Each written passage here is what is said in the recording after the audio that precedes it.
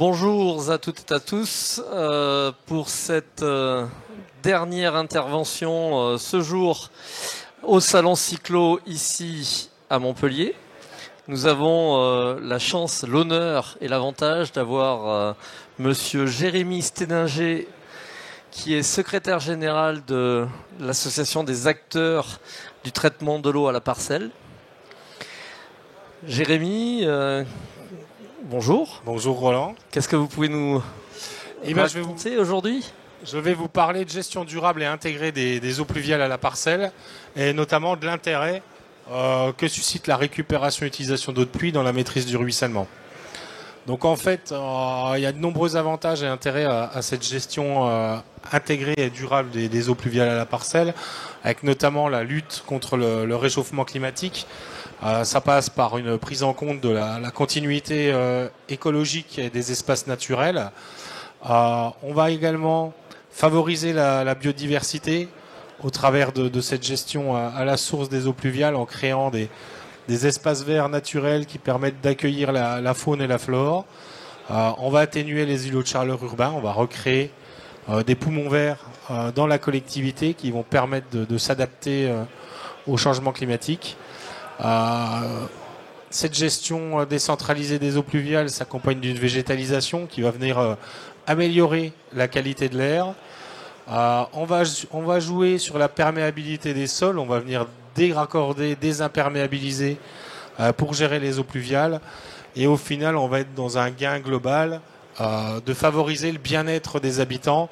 On sait que quand on a des arbres à proximité de chez soi, on est dans un contexte plus propice au bien-être. Donc toute cette gestion décentralisée des eaux pluviales qui passe par du déraccordement, de la désimperméabilisation et de la renaturation en ville permet d'agir sur le bien-être des habitants. C'est un vrai sujet actuellement, et avec le réchauffement climatique, je pense que c'est quelque chose qui va petit à petit devenir une priorité. C'est une priorité effectivement dans l'adaptation au changement climatique. Tout ce qui est confort d'été va jouer dans cette gestion des eaux pluviales, tout comme on agit finalement sur les deux bouts du changement climatique. On va agir sur la gestion des phénomènes pluvieux qui sont de plus en plus intenses et courts, et sur les périodes de temps sec qui sont plus longues et plus propices effectivement à la sécheresse. Donc la gestion décentralisée des eaux pluviales va permettre de substituer ou d'assurer une continuité d'usage de l'eau. C'est finalement revenir à la nature en fait. Oui, c'est un retour, c'est effectivement un des trois sujets, et la renaturation. On déconstruit pour reconstruire finalement. Et il y a trois axes sur ce point-là. Il y a l'évapotranspiration, l'infiltration et la valorisation des eaux de pluie. Et on va voir qu'au travers d'un panel de solutions, on arrive à gérer tout ça. Donc on a une complémentarité. Ce qui est important de voir, c'est qu'il n'y a pas... Parce qu'on commence à voir des politiques, tout déraccordement, toute infiltration. Il n'y a pas une... Comme dans beaucoup de sujets autour de l'eau d'ailleurs, hein, on pourrait faire écho à l'assainissement non collectif où il n'existe pas une solution miracle, mais une complémentarité de solutions qui correspondent à des configurations. En termes de gestion durable et intégrée des eaux pluviales, on est exactement sur le même axe. C'est-à-dire qu'on a un panel d'outils à notre disposition, et à nous de jouer avec ces pièces du puzzle pour atteindre les objectifs qu'on met en place sur cette gestion décentralisée des eaux pluviales. Donc dans le panel des solutions existantes, on a déjà tout ce qui va être revêtement perméable, ce qui va être pavé ou tout ce qui est revêtement drainant. Donc on va avoir pavé minéral, mais on peut avoir aussi des pavés plastiques qui permettent cette infiltration-là. Donc là en fait on va venir tout simplement transformer une zone qui était à la base imperméable en une zone perméable qui permet d'infiltrer et de gérer les pluies courantes sans modifier l'usage de la zone. C'est ce qui est important quand on était dans une surface perméable, qui était soit une surface de parking, enfin par exemple une surface de parking. En venant travailler avec des matériaux poreux, on conserve la fonctionnalité parking, mais on permet d'infiltrer les pluies courantes. Une des autres solutions qui existent aujourd'hui en matière de gestion décentralisée des eaux pluviales, c'est la NOU, donc qui est une solution fondée sur la nature, un espace végétalisé.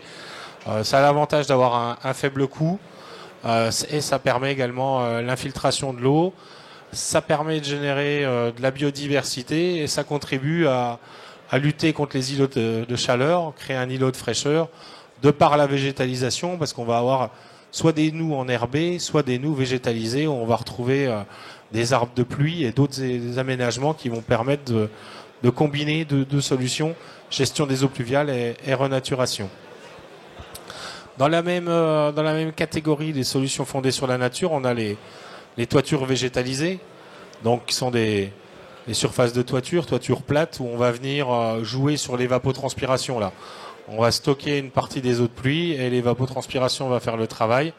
C'est une surface qui est inutilisée, la toiture plate, donc ça permet de combiner un double usage à cette zone-là, et ça contribue au rafraîchissement également du bâtiment et de la ville. Oui, du confort d'été en fait. Oui, complètement. Autre solution qui là aujourd'hui est parfaitement intégrée à la parcelle, ça va être des solutions classiques de tranchées drainantes, où là on va venir dans un matériau granulaire rapporté, gravier et sable, venir infiltrer les eaux pluviales à la parcelle. Donc on n'y verra que des boîtes de collecte et de branchement, mais ça sera parfaitement intégré à la parcelle. Une variante à cela, c'est les structures alvéolaires ultra légères.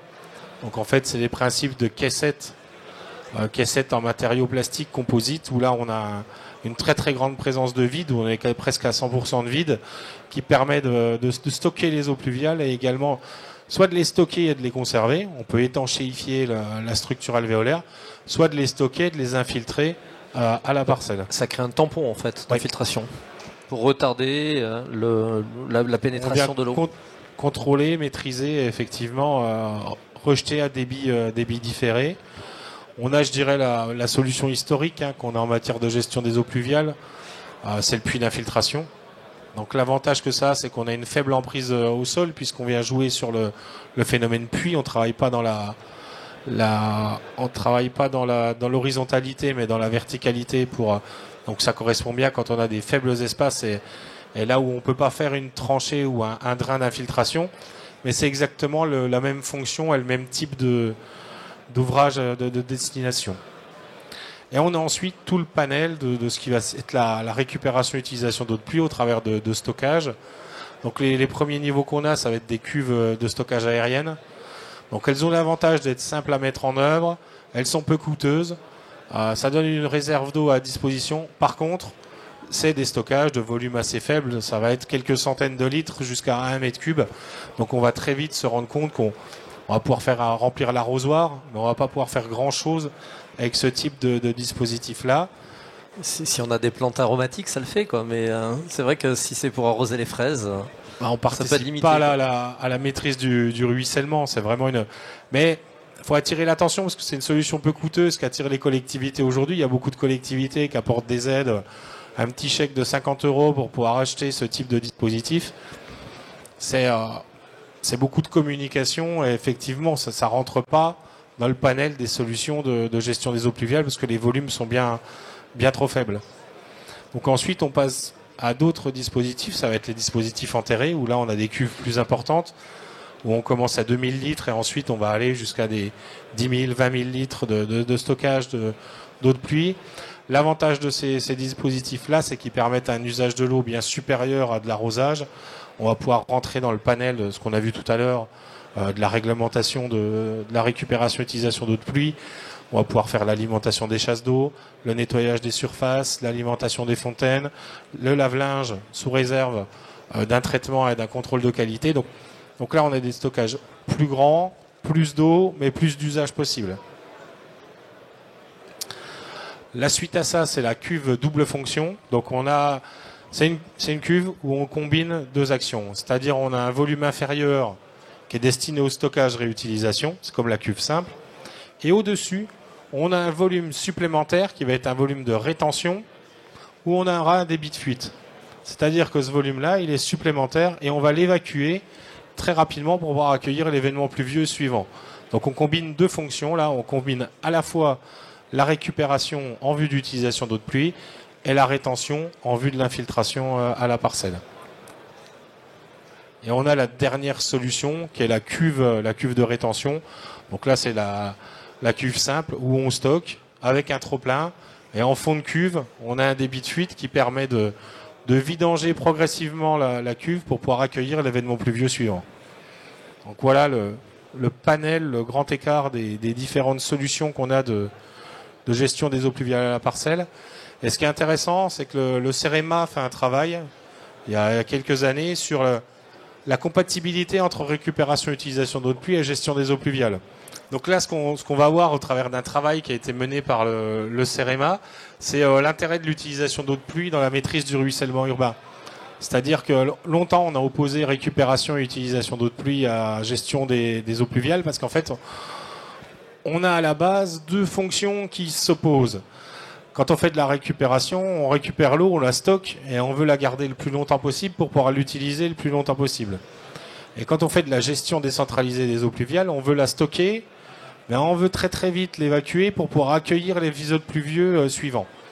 Donc le CEREMA, il s'est amusé à confronter les deux visions dans une étude qui est parue en 2018 pour nous montrer l'intérêt de la récupération d'eau de pluie dans cette maîtrise du ruissellement. Et on voit qu'il y a 4 configurations qui rentrent en compte pour cet usage-là.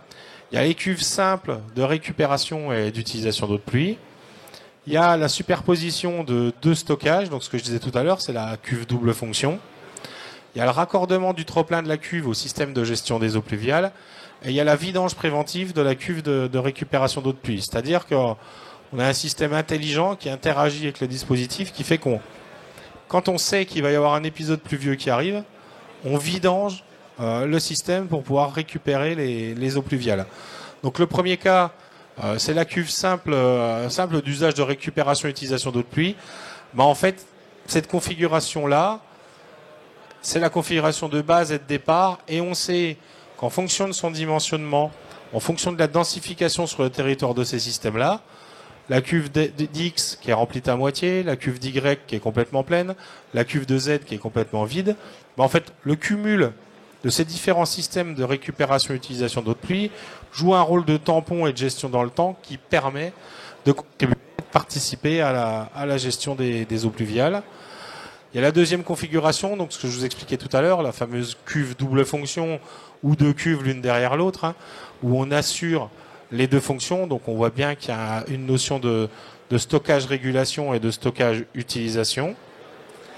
Il y a la configuration 3, qui est finalement, on met en place un ouvrage de récupération d'eau de pluie qui se rejette son trop-plein dans un ouvrage de gestion des eaux pluviales. Donc finalement, on mutualise sur la parcelle ces usages-là et on va contribuer à la gestion collective des eaux pluviales. Et il y a le 4e qui est la vidange préventive. Donc ça s'est fait en laboratoire et sur plateforme, des vidanges passives où de façon préventive, on vient vider la cuve pour récupérer la pluie suivante. Donc là, on voit bien qu'il y a vraiment un rôle qui joue dans la gestion des eaux pluviales. Et cette eau qu'on évacue très rapidement, elle peut être évacuée intelligemment pour créer de l'arrosage ou de l'irrigation. Donc voilà, j'en ai terminé. Et il y a un autre enjeu et intérêt qu'on n'a pas vu là, mais qui est intéressant de souligner. C'est qu'aujourd'hui, il y a toujours au CEREMA un travail qui est le programme MAC+, où on est en train d'étudier le stockage d'eau de pluie avec une réinjection de ces eaux-là au niveau des fondations pour maintenir un certain taux d'humidité pour lutter contre les phénomènes de retrait-gonflement des argiles. Donc c'est une nouvelle opportunité pour développer et généraliser la récupération et l'utilisation d'eau de pluie. Alors que jusqu'à présent, ce qui est prévu dans les DTU, c'est de rendre étanche une certaine partie, enfin toute la proximité des murs de fondation pour éviter justement les infiltrations d'eau, quoi. Oui. C'est un renversement complètement du paradigme. On change de paradigme pour s'adapter au. On change parce qu'on est dans le changement climatique et on doit s'adapter. Ouais.